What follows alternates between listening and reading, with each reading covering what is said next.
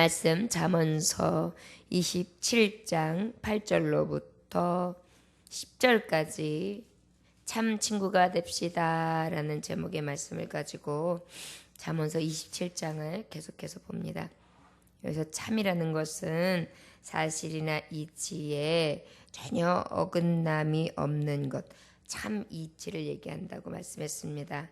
어그러짐이 없고 어긋남이 없는 참 친구가 됩시다. 자, 27장 8절로부터 함께 읽겠습니다. 시작. 고향을 떠나 유리하는 사람은 보금자리를 떠나 떠도는 새와 같으니라. 기름과 향이 사람의 마음을 즐겁게 하나니 친구의 충성된 권고가 이와 같이 아름다우니라.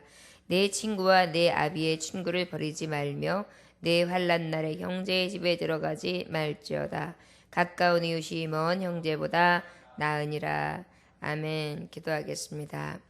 하나님 아버지, 오늘도 주의 말씀을 상고합니다. 아버지, 우리는 하나님의 말씀을 어리석어 깨닫지 못하고 또한 아버지의 말씀을 들었다 할지라도 가슴판에 새기지 못하고 내 기억과 내 내리 속에 남지 아니하며 흘러넘칠 때가 너무도 많습니다. 원하기는 주의 말씀이 내 가슴에 아로새겨지며 늘 임방에 새겨지고 내 미간에 아버지 그리고 내 손목에 기호로 삼아 오직 하나님의 말씀을 가지고 주야로 묵상하며 살기 원합니다. 오늘도 주의 말씀을 들을 때에 온전히 사모하는 자의 심령으로 듣게 하사 심령이 가난한 자의 마음으로 들어 하나님의 말씀이 가장 오묘하며 가장 신비스러운 말씀, 가장 귀중한 말씀을 깨달을 수 있도록 인도하심으로 그 말씀 따라 온전히 살아갈 수 있도록 축복하여 주옵소서. 감사드리며 예수님의 귀하신 이름 받들어 기도 올렸나이다. 아멘. 8절의 말씀에 보면 고향을 떠나 유리하는 사람은 보금자리를 떠나 떠도는 새와 같으니라 이렇게 말씀하고 있습니다. 7절의 말씀에 보면 배부르는 자는 꿀이라도 싫어하고 줄인 자에게는 쓴 것이라도 다 달다 이렇게 말씀하고 있거든요. 바로 무엇입니까? 우리가 오직 배부르지 아니하고 가난하면 어떤 것이든 맛있게 먹을 수 있다. 자, 그런데 고향을 떠나 유리하는 사람은 보금자리를 떠나 떠도는 새와 같다. 이렇게 맛으로 이야기하시더니 이제는 바로 무엇이냐? 사람인데 떠도는 사람. 결국은 유리하는 사람에 대해서 말씀하고 있거든요. 근데 어디에서 유리하느냐? 어디에서 떠돌고 있느냐? 고향을 떠난 사람이다. 그런데 그 고향을 떠났는데 그 고향이 어느 자리였냐? 보금자리다. 보금자리는 바로 무엇입니까? 보금자리를 우리가 얘기하면 가정을 얘기하죠. 가정의 테두리를 벗어나는 거, 또 친구의 테두리를 벗어나는 거, 그 다음에 교회의 테두리를 벗어나는 거, 결국은 나아가서 공동체의 테두리를 벗어나는 거. 이것은 떠도는 새와 같다. 여러분, 새가 둥지를 떠났다고 생각해 보세요. 얼마나 불안해요. 여러분, 그 아주 잘 놀래는 사람한테 뭐라 그래요? 아유, 새 가슴 그러잖아요. 새를 보면은요, 새 가슴이요, 콩닥콩닥콩닥 뜨는데요, 놀래잖아요. 새는요, 여기가 보여요. 이렇게 뛰는 게. 그 정도로 새 가슴은요, 가슴이 뭐 놀래거나 어떤 감정의 변화가 생기거나 막 이러면 막 움직이면서 막 숨을 헐떡거리거든요. 그런 정도로 그러한 삶을 살게 된다. 어떤 사람이 고향을 떠나 유리하는 자, 공동체를 떠나 유리하는 자, 그것을 떠나서 정말 비참하게 방황하는 삶, 이런 것이 결국은 늘 불안하고 초조하고, 그래서 결국은 그것을 인하여 괴로움을 당하는 것을 얘기하지요. 여러분, 바로 무엇입니까? 고대 때에는요, 공동체 생활 가운데 쫓겨나는 것은요, 엄청나게 가혹한 죄의 형벌이었어요. 그러다 보니까 요즘에야 뭐 이사를 갔다가 몇 년에 한 번씩 하고 뭐 부산에서 서울로도 하고 막 이렇게 살지만, 옛날에 기억해 보세요. 고향 그러면은 태어나가지고 1대, 2대, 3대 그 집이 그렇다고 좋은 집도 아니에요. 보면은 흙벽돌로 되어 있거나 아니면 진흙으로 지어져 있는 초라한 그런 초가집인데도 할머니가 사셨고 그 위에 할머니가 사셨고 그 다음에 손주가 살고 막 이러한 광경들이 있었지요. 그런데 그러다 보니까 옆집에 숟가락이 몇 개인지, 그 옆집에 그릇이 몇 개인지, 이불은 언제 빠는지, 빨래는 언제 하는지 아주 그냥 속속히 들이 알고 있어가지고 거짓말이 없던 세월이 있었어요. 바로 이 고대 세월이 그렇거든요. 이 말씀을 증거하던 세월이요. 그러다 보니까 여기서 떠돈다는 것은 우리가 지금 생각하는 이사 가는 정도, 그냥 맘에 안 맞으면 안 만나면 되지, 비웃장 틀리면 안 보면 되지, 이런 사회하고는 굉장히 달라요. 옛날에는 시족 사회였고 가족 간의 이러한 굉장히 결속력을 가지고 그 집안이 일어나면은 목숨이 흥하고 목숨이 살고 부지를 하고 그 집안이 망하면 목숨까지도 위태로운 세월을 보내시던 때가 바로 그 아주 오래전에 고대 시대거든요. 그러다 보니까 이때에 방황한다는 것은 생명이 위태하는 것을 말씀하고 있는 것입니다. 여러분, 해외 생활하는 사람들이 어때요? 얼마나 정말 영육적으로 피폐합니까? 집을 떠나 있으니까요. 가족을 떠나 있으니까요. 말이 통합니까? 뭐가 통합니까? 얼마 전에 정말 우리도 알지만 다녀가셨던 우리 집사님도 보면은 갑자기 자기도 알지도 못하는 누군가에 의해서 그 소송이 걸려 있더라는 거예요. 그래가지고 이게 뭔가, 그런데 영어로 쭉 써 있으니 뭐 알아볼 수가 있나? 뭔 말인지도 모르고 누구한테 가서 물어보니까 이거 소송이래요. 그러냐고. 그럼 이걸 어떻게 해야 되느냐고 그랬더니 모른다고. 변호사를 사야 된다는데, 여러분 정말 어렵고 힘드니까 가가지고 외국 생활하면서 타지 생활하면서 정말 많은 치욕과 모욕을 당하면서도 그래도 돈 벌려고 어쨌든지 애를 쓰고 사는데, 뭐 여유가 있어가지고 변호사비가 어디 있어요. 그러니까 이도 저도 못하고 그냥 발을 동동 걸리고 어디 와라 그러면 그냥 쫓아갔다가 오고, 매일 그렇게 그냥, 그래서 말도 안 통하면 또 어떤 분을 모시고 가기도 하고 막 이렇게 억울하게 사는 거. 그러다 보니까 말 못하는 서러움, 말 안 통하는 서러움, 그 다음에 얼굴 다른 서러움, 그 다음에 먹는 거, 식생활이 또 집에서 그냥 김치 안에다가 물 턱 말아가지고 먹으면 되는데 김치 하나도 제대로 만들지 못하고 고춧가루 다르지요. 하여튼간 뭐 하나 맞는 게 하나도 없는 상태에서 적응하면서 살아가는 게 얼마나 피폐하겠어요. 얼마나 여기 핍절하겠어요. 얼마나 이거 퍽퍽하겠어요. 이러한 데를 살고 있는 삶이랑 똑같다. 여러분, 탕자가 결국은 왜 아버지 앞에 돌아왔지요? 결국은 이게 육신의 즐거움을 따라갔지만 그 육신의 즐거움을 채우는 것이 아니라 결국은 무엇이에요? 서러움과 핍박과 모욕. 세상은 어때요? 내가 뭔가 가지고 있고 내가 뭔가 어떠한 매력적인 게 있어야지만 세상은 나를 좋아해요. 관심을 가져요. 그러나 내가 그런 것들을 다 잃고 나면 뭐예요? 세상은 혼자까지 나를 버린단 말이에요. 이것을 경험한 탕자는 바로 정말 변함없으던 참 친구, 참 좋으신 나의 아버지가 생각난 거예요. 그래가지고 내 아버지 집에 가야 되겠다. 내 아버지 집에 있는 하인들은 나보다도 더 좋은 생활을 하는데 내가 여기서 지금 뭐 하고 있는가 하면서 돌아오는 장면이 있지요. 바로 우리가 영적으로도 진정한 참 친구 대신 정말 예수 그리스도 떠나면 이러한 삶을 살아가고, 또한 육적으로도 우리가 정말 좋은 이웃, 함께 할 수 있는 내 가족, 또 내 지연, 혈연, 정말 내게 주변에 있는 하나님이 선물로 주신 사람들과의 관계 가운데에 끈끈하게 늘 마음을 같이하고 배신하지 아니하고 배반하지 아니하는 삶을 살아야 되는 줄 믿습니다. 근데 성경에도 보면은 얼마나 많은 배반들이 있습니까? 예수님을 따르자면 예수님은 뭐 가룟유다 말할 것도 없고 모든 제자들에 의해서 버림을 받았고요. 그 다음에 또 어땠어요?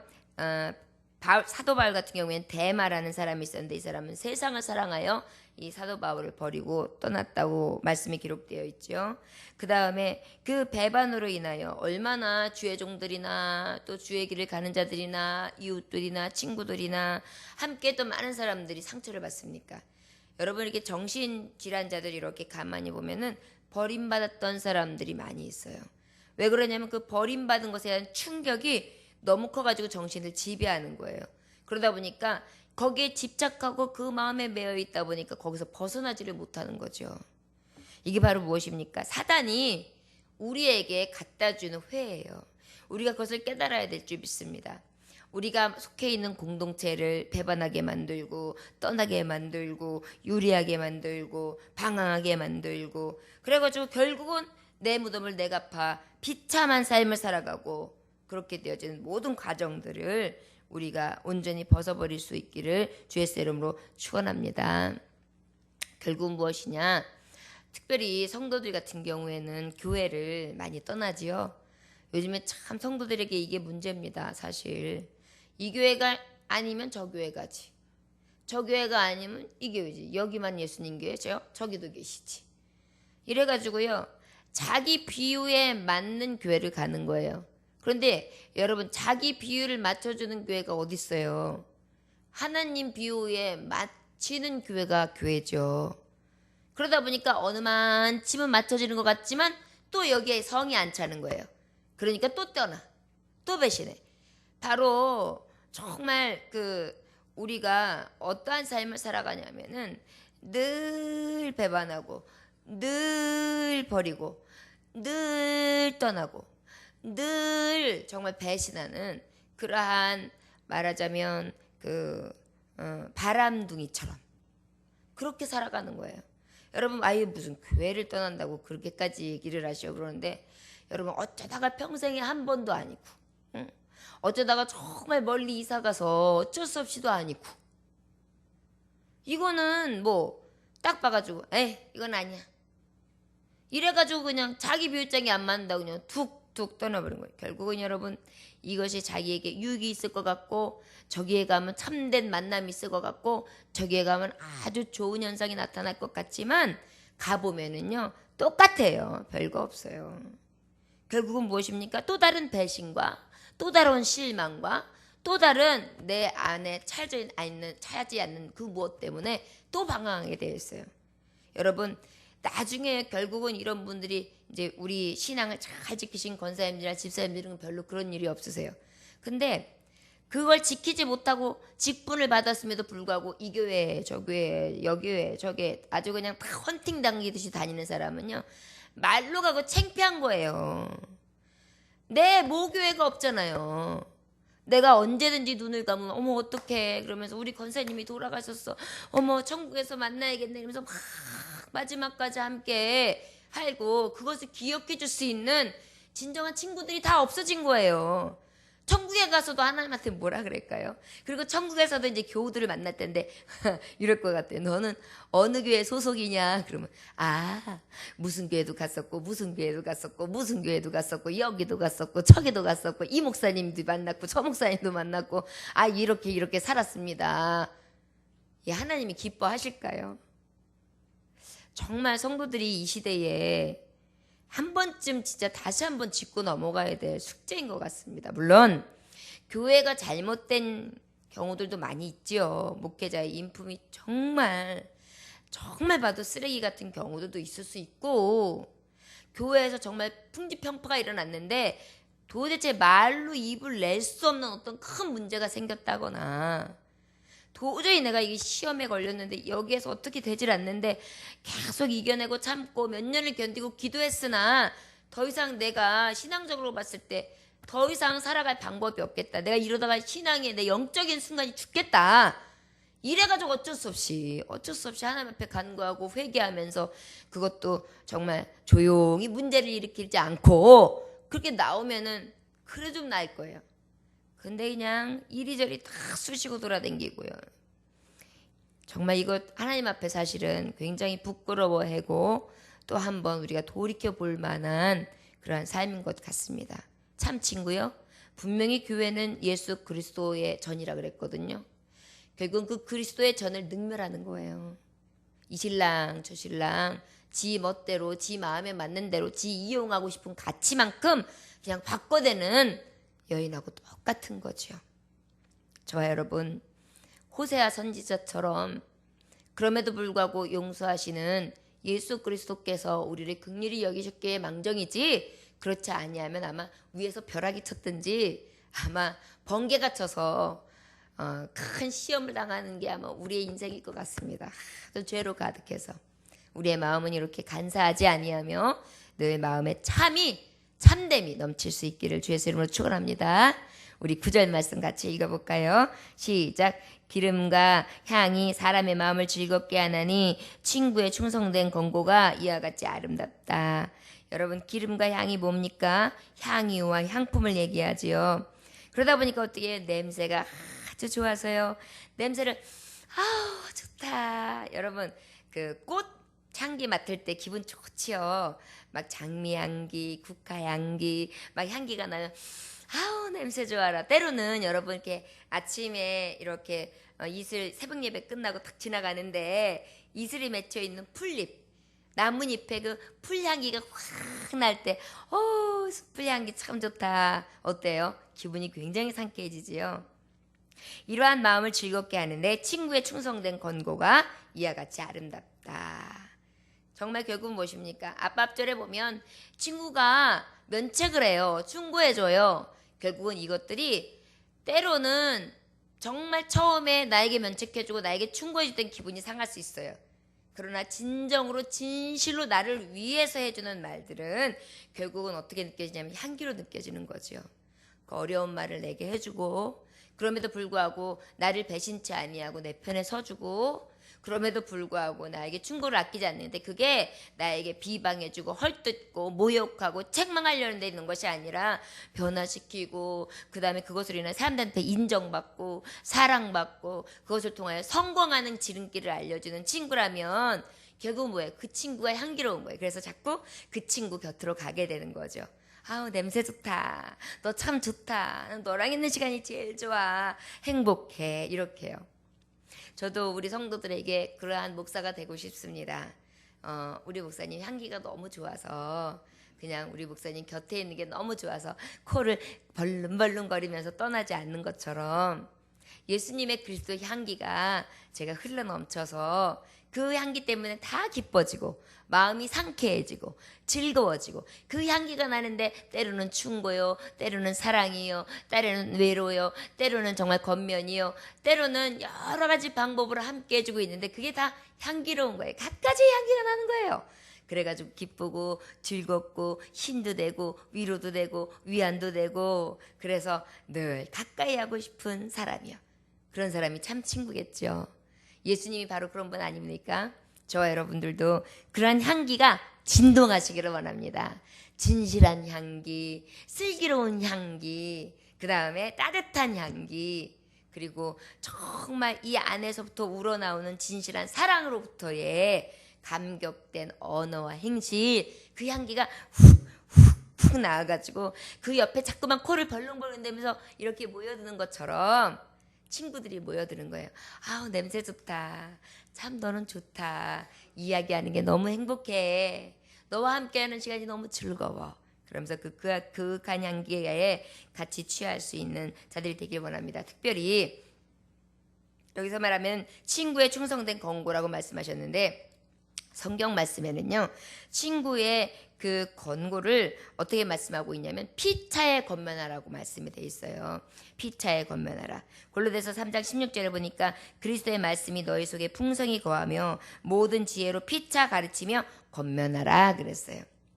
무엇이 무엇이냐? 그리스도의 말씀이 너희 속에 풍성해서 그 말씀을 가지고 진심을 가진 하나님의 지혜를 빌어서 피차 서로 가르치고 서로 권면해줘라. 이것이 진짜 충고에 있는 진짜 친구, 참 친구라는 것입니다. 데살로니가전서 5장 11절 보니까 피차 권계하면 마음이 약한 자 속에 들을 안위하고 힘이 없는 자들을 붙들어주며 모든 사람을 대하여 오래 참으라. 바로 무엇이냐면 진짜 친구는 그렇겠죠. 힘이 없는 사람들에게 그 말이나 행함을 통해서 붙들어주는 거예요. 콱 붙들어주는 거예요. 흔들리지 마. 두려워하지 마. 놀라지 마. 그 다음에 그 모든 사람들이 하는 데 있어서 내가 또 말하는 대로 되나요? 내가 권면하는 대로 되나요? 내가 원하는 대로 되나요? 자식들도 안 되고 다 안 되는데 쉽지 않단 말이에요. 그럴 때에 어떻게 해요? 피차 오래 참으면서 기다려주라는 것입니다.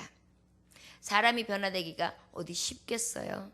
늘 조금씩 조금씩. 그래서 정말 나중에 그 이슬비 내리고 내려서 옷 젖듯이 그렇게 조금씩 점차적으로 변하겠지요. 이렇게 오래 참으면서 피차에 덕을 끼치라 말씀하고 있습니다. 히브리서 3장 12절에서 13절은 뭐라고 말씀하시냐면 형제들아 너희가 삼가 혹 너희 중에 누가 보지 아니하는 악심을 품고 살아계신 하나님께서 떨어질까 염려할 것이라. 오직 오늘이나 일컫는 동안에 매일 피차 권면하여 너희 중에 누구든지 죄의 유혹으로 강팍해 됨을 면하라. 늘 뭐예요? 하나님의 말씀 앞에서 떨어질까봐 늘 염려하면서 어떻게 해요? 항상 내가 매일마다 서로를 만져주고 안 돼. 그러면 안 돼. 하나님은 이렇게 믿어야 돼. 예수님한테는 이렇게 기도해야 돼. 예배는 이렇게 드려야 돼. 빠지면 안 돼. 함께 해야 돼. 그래도 그냥 같이 모여야 돼. 자꾸 그런 마음만 가지면 안 돼. 절대 안 돼. 그러다가 사탄이가 들어와가지고 시험 들게 만들어. 시험에 들면 안 돼. 내 손해야. 마귀가 좋아지는 해는 짓 하면 안 돼. 하나님이 기뻐하시는 일 해야 돼. 이렇게 권하라는 것입니다. 여러분 마귀에게 틈을 주지 말아라. 저와 여러분들 교우들 보이시잖아요. 가족들 보이잖아요. 이웃들 보이잖아요. 늘 권면하세요. 마귀한테 넘어가지 않게 조심하라고. 절대 안 된다고. 지금 마귀가 갖다주는 생각에 미혹되지 말라고. 끝까지 참고 이기자고. 이렇게 권면해줘서 정말 하나님의 성도들이 하나도 낙오됨이 없이 든든히 세워질 수 있도록 우리 모든 지체를 세울 수 있는 피차 건개하는 자들이 되시기를 원합니다. 히브리서 10장 24절에서 25절에 보면 뭐라고 또 말씀하시냐면 서로 돌아보아 사랑과 선행을 격려하며 모이기를 패하는 어떤 사람들의 습관과 같이 하지 말고 오직 권하여 그날이 가까움을 볼수록 더욱 그리하라. 뭘 그리하라? 서로 돌아보래요.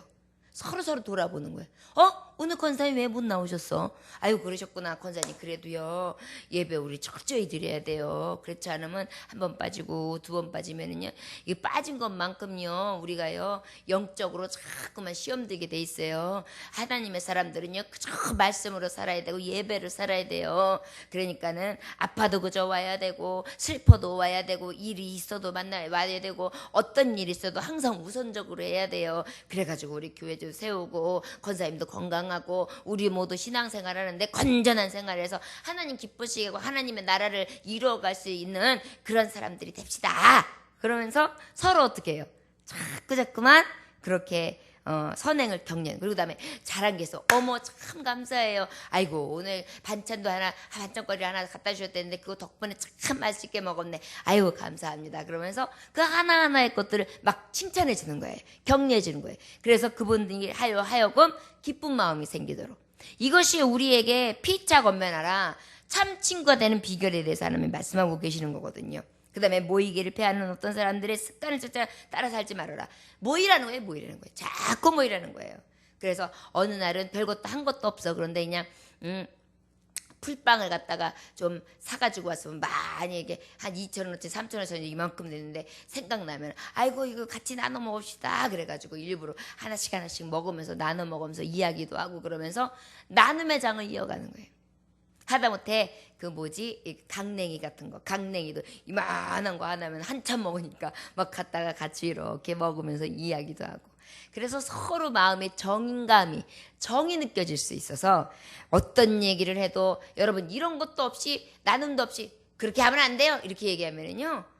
이 사람이 뭐야? 당신이 뭔데 나한테 그렇게 잘났다고 그렇게 나한테 그래? 뭐 되는 거야? 이렇게 얘기할 수가 있어요. 그런데 평상시 때 함께하고 또 나누고 또 마음을 같이 하고 그러다가 아유 그러지 마요. 그렇게 하면은 절대 안 되는 거예요. 제가 기도하고 있어요. 이렇게 얘기하면 아유 그쵸? 내가 좀 심했죠? 이렇게 얘기가 돼요.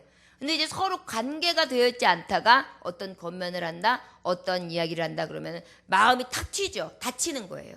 그래서 결국은 마귀의 계획의 노름에 그도 빠뜨리고 나도 빠지게 되는 그런 위험한 일을 만날 수 있지요. 오직 그날이 가까웁니다. 이제 예수님 오시는 날이 가까울수록 더욱더 모이고 서로에게 피차에게 덕을 끼치며 권면해주고 사랑으로 함께할 수 있는 그러한 참 친구들이 되는 줄 믿습니다. 10절에 보니까 내 친구와 내 아비의 친구를 버리지 말며 내 환난 날에 형제의 집에 들어가지 말지어다. 가까운 이웃이 먼 형제보다 나으니라. 여러분 참 친구가 될 수 있는 비결은 또 어떤 친구가 진짜 친구냐면 내 친구와 내 아비의 친구를 버리지 말며 친구도 버리지 마는데 그 친구의 아버지까지도 버리지 말래요. 그게 참 친구래요. 결국은 뭐예요? 혹 네가 인생을 살아가다가 아주 절친이 있는데 그 친구가 뭔 일이 만나서 아니면 어떤 사업 때문에 멀리 가게 됐는데 아버지가 그 마을에 남아 계셔. 그러면은 네가 그 아들 대신 병원도 좀 모시고 다녀오고 때로는 식사도 한 끼니 좀 사드리고 잘 계시는지 한번 들여다도 보고 그렇게 하라는 거예요. 참 친구는요, 이렇게 봤을 때 행실을 보면 저 사람이 진짜 친구인가 아닌가 알 수 있어요. 여러분, 계모와 계부 차이를 보면 딱 알아요. 계모와 계부와 친모와 친부가 다른 게 그거예요. 친모와 친부는요, 그 아이에게 눈을 못 띄어요. 그리고 내가 손에 다 보면서 그 아이에게 필요한 것을 다 줘요. 그런데 계모와 계부는 어떻게 하냐면 저 자식한테 나한테 이익이 뭐가 있나를 봐요. 그게 다른 점이에요. 이거는 틀림없어요. 진짜 부모는 내가 우리 새끼한테 뭘 줄까? 이걸 궁리하고요. 가짜 부모는 내가 요거를 주면 저 아이한테 내가 뭘 얻을까? 이걸 봐요. 이거는 뭐 어쩔 수 없는 세상의 진리입니다. 이 얘기가 왜 나왔느냐? 친구와 내 아비의 친구를 버리지 말며. 얘기는 뭐냐면 진정한 참 친구, 참 이 관계를 가지려면은요, 하는 걸 보면 알 수 있다는 거예요. 내가 하나의 행동을 보면 그 사람의 됨됨이에 그 사람이 진정으로 이 사람을 어떻게 생각하고 있는지 알 수 있다는 것이죠. 저 여러분들 정말 최선을 다해 이웃들에게 참 이웃이 되어가며 참 친구가 될 수 있는 참된 자녀들이 되시기를 주의 이름으로 축원합니다. 그 다음에 내 환난 날에 형제의 집에 들어가지 말라. 얘기는 뭐냐면 이제 큰 재난을 만났어요. 그래가지고 곤란을 만났는데 오히려 너가 진짜 그 가족에게 진짜 친구같이 참된 관계를 유지하려면은 너 그렇게 어려울 때 네 형제한테 가지 마. 그에게 부담 주지 마. 그에게 폐를 끼치지 마. 이렇게 얘기하는 거예요. 여러분, 진짜 친구는요, 진짜 그 사람을 생각하면요, 폐를 안 끼치려고 그래요. 부모님들이 아픈데도 그냥 한 100번 아프면 한 번, 10번 아프다고 하지 90번 이상은 참잖아요. 자식들 앞에서 아프다 안 그러잖아요. 왜 그래요? 걱정할까봐. 괜히 힘들게 할까봐. 그러다가 그냥 참다가 이제 안 되면 이제 그때서 아니면 이제 지나간 다음에 야 내가 넘어졌어 야 근데 여기가 몽들었다 발래? 이거 어떻게 된 거예요? 아니 내가 화장실 가가지고 꽈당 넘어져가지고 야 죽을 뻔뻔했자 뭐냐 야 아유 여기 안 답답해. 근데 그날 말씀 안 하셔서 약은 잡혔어요? 병원은 가셨어요? 아이 병원은 뭔 병원이냐 그냥 파스 하나 붙였고 약 그냥 내가 좀 힘들길래 진통제 비슷한 거 하나 먹었어. 아유 이게 괜찮긴 한데 그냥 아유 야 나 지금 봐도 야 이거 그냥 아유 그냥 상계 기적이다 야 이렇게 얘기해요. 지나고 난 다음에 왜 그래요? 부모기 때문에요. 사랑하는 마음 때문에. 그러나 자식들은 어때요? 조금만 기다려. 다쳤어. 엄마 나 여기 다쳤어. 왜 그러면 왜 찔렀어 그래요. 그럼 뭐예요? 데이밴드 붙여주고 약 발라주고 뭐 해달라는 거예요. 이게 바로 무엇입니까? 사랑의 차이, 깊이의 차이. 결국 무엇입니까? 진짜 참은요, 진짜 참된 사람은요, 정말 숨길 걸 숨길 줄 알고요, 감쌀 걸 감쌀 줄 알고요, 그 다음에 진짜 사랑이 무엇인지 몸소 행하는 사람이 진짜 참이거든요.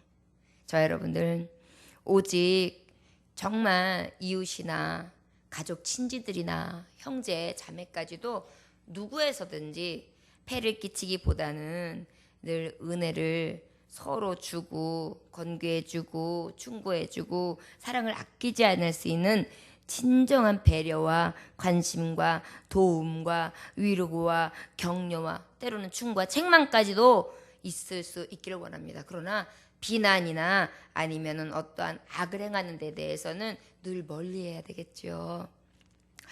여러분 중학교 학교 학생이 있었는데 어떤 여학생이 하필이면 백혈병이 왔어요. 그래가지고 백혈병이 오니까 어떡하겠어요. 계속해서 이제 치료를 받다 보니까 머리카락이 자꾸만 빠지는 거예요. 숭숭 빠졌는데 치료를 받다가 이제 학교를 가면은 머리가 훙 하고 훙 하더니 아예 싹 빠져버렸어요. 창피하니까 가발을 썼잖아요. 근데 중학교 애들이 뭘 알아요? 철없는 애들이 다 그렇지는 않지만 몇 명 애들이 아이 쓴 가발을 한번 베끼고 또 어떤 놈이 베끼고 너무너무 아프게 하는 거예요. 그래서 그 친구가 학교 가는 걸 거부해버리고 그 다음에는 저기 삶에 대한 의욕까지 상실했어요. 그래가지고 이 백혈병이 낫질 않고 더 심해지는 경우가 있었어요. 근데 그 학교에 똑같이 항암하는 친구가 있었는데 그 친구는 바로 뇌종양 친구였어요. 그 뇌종양으로 인해 가지고 머리가 깎여 있고 또 이제 이만큼 몇 군데만 깎았다가 안 되니까 이제 싹 깎아 가지고 이제 다 뭐 그 친구도 다 빠지고 엉망인 거죠. 그런데 그 친구의 친구가 보는데 너무 안쓰러운 거예요. 그래서 내가 저 친구한테 뭘로 위로할 방법이 있지? 아무리 생각해도 답이 안 나와요. 그래서 그 친구 하나가 어떻게 했냐면 그 친구가 학교에 오는 날 머리를 싹 밀고 와요. 그리고 그러니까 같이 그러면서 같이 웃어요. 많이 웃어줘요. 그랬더니 마음을 서로 아는 거예요.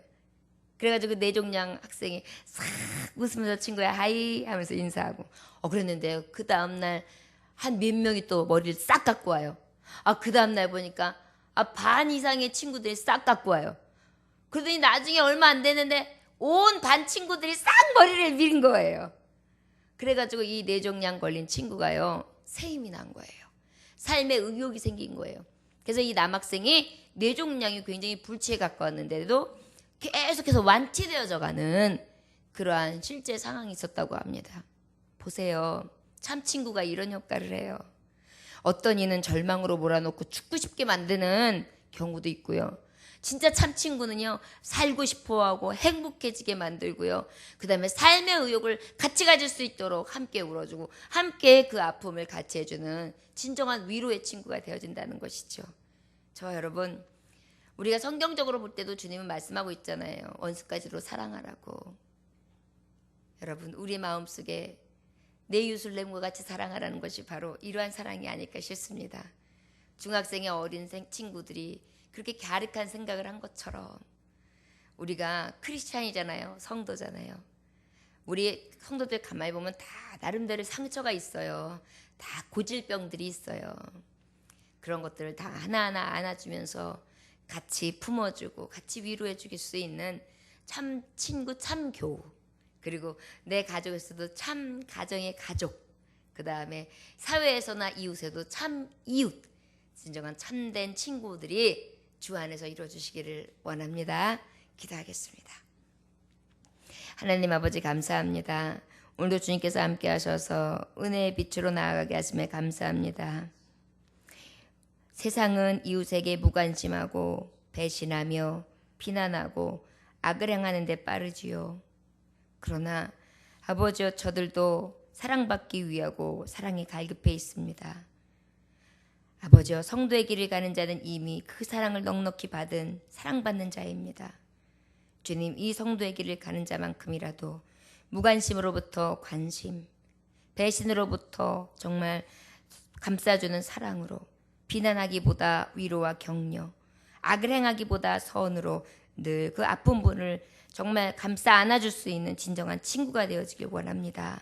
아버지, 오늘도 귀한 말씀 허락해 주심에 감사합니다.